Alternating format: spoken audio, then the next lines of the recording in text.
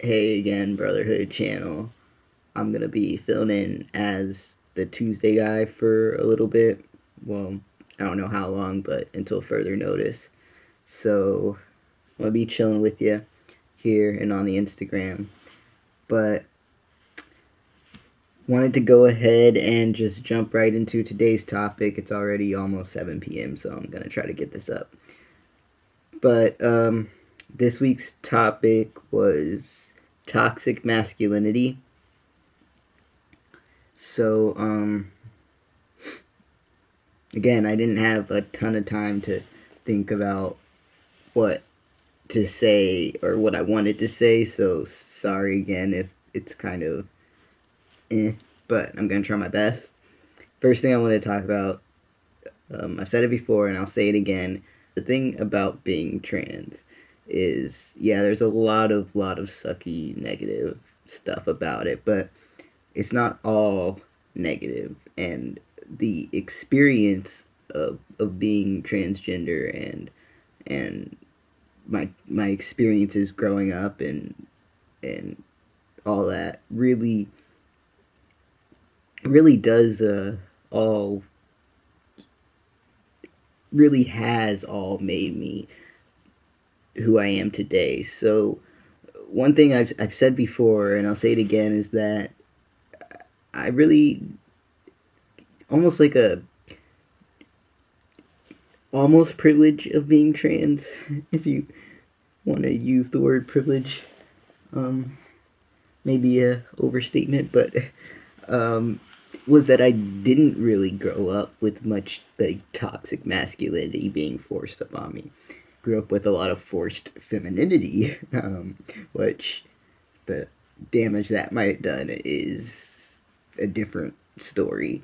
But for the terms of toxic masculinity, I feel fortunate in that growing up I was able to completely and fully experience my feminine side um,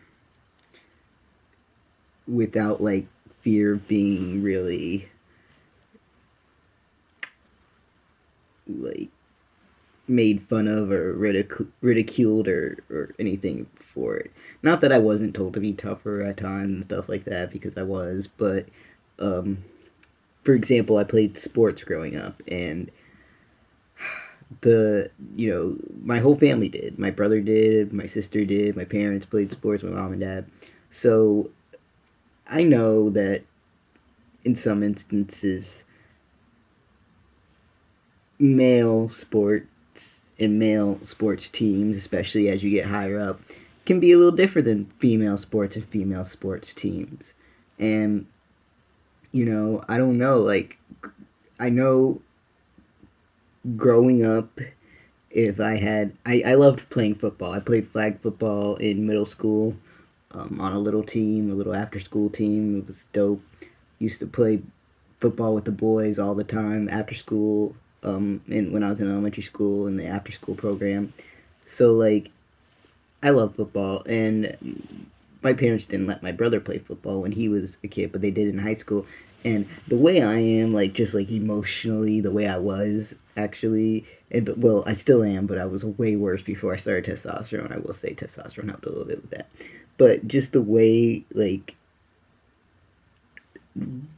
being on a football team basically would have definitely hardened me up a little bit, and I don't know how I feel about that thinking about it now, just because I mean my I'm the football coach would be up in the football player's face yelling at them and stuff. I would almost break down crying if my basketball coach even barely started to criticize me, which I think might have been like a hormonal thing. It's a little more balanced now. I'm not quite that fragile, but yeah, it's just like I don't know. I don't know really. In a way, I wish I could have gotten to just experience like and experience and what's the word, explore both sides of my identity freely, both the feminine and the masculine. Um, these things only really become toxic when you try to force them upon someone, or um, well, like I suppose they can also be toxic if you don't let people um, express themselves in a certain way. But for the purpose of this, I think we're talking mostly of when you're forcing this idea of boys have to be like strong and tough and can't be emotional. I think that really does do a lot of damage, and I'm really fortunate that I didn't experience that, because I do think I'd be different. And I think that just goes, like, just my experience can go to say a little bit, like, if I if I weren't allowed to explore my femininity as much as I did, I think I'd be different. And so I think that goes to show just how much this toxic masculinity could be affecting people, and we don't even really realize it all the time. Um, that being said, I definitely do experience some of that now. I definitely do hear the things like be a man, and if you're gonna be a man, then you can't be acting this way or that way, or like you gotta be the man, so you gotta do this, you gotta do this, and it's like, can I just be me and do me, and whatever that is, can that be okay? You know, um, I think at the end of the day, I used to care a lot about uh, being super masculine, especially when I was transitioning and like in the process of transitioning. And then I kind of got really comfortable with myself, and I was able to come back to a level of like, yo, you can like be a little more feminine in certain ways, like just be comfortable. And so I think if you if for whatever reason you're someone and you feel like you're being pushed to have to be this masculine person, whether it's because you're a cisgender guy or a trans guy, or a trans woman who's being forced to be masculine, whatever reason, like whatever reason, if you're someone who's experienced or experiencing toxic masculinity, I honestly believe that, for one, depending, like if you're safe and all that, and depending on who it's from and where you are in your life and stuff, there's a comfortability you can find. Like, I just want you to know, like, you don't have to be feminine or masculine, you can just be comfortable. Like the whole concept of like feminine, masculine, this, that, whatever, like just be you. That's what's important. But I guess what I'm trying to say is that it's like, oh, I lost my train of thought. Okay. I was trying to say that when it comes to like these ideas of someone's supposed to be this way or act this way, or you can't do this because of your gender identity, or really society bases it all on sex. So I mean, if you really want to talk about that, that's kind of weird, but like it's kind of like you gotta act this way because you have these parts. Like, that's just like, when you get into it, that's weird. So the whole concept of masculinity, femininity, even, I've come to just like be like, what is it all even? Like, can just everyone just be themselves and not hurt others and care for each other, and be free or something? I don't know. This video's weird. I just went all over the place. But yeah, I don't know. I don't know if that makes any sense. I just want to say that although I do feel like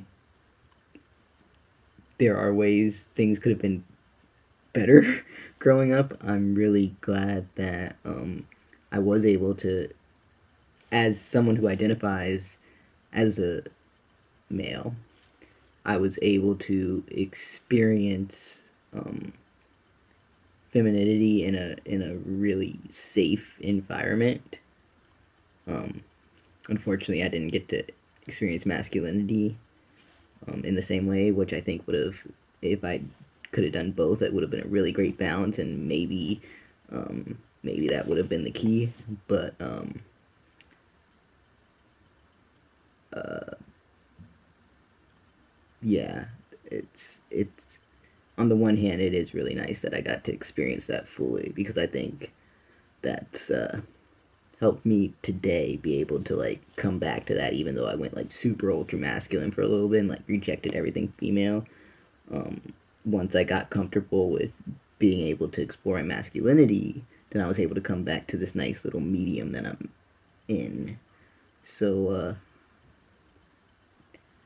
you don't have to be anything. Like, it's all just, at the end of the day, it's all just stuff that we've made up to better understand and better categorize things in the world.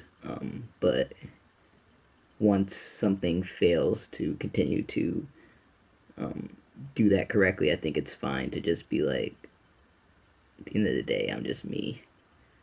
Um, so take your toxic masculinity and you can shove it, to put it mildly. That's the nicest way I can put it.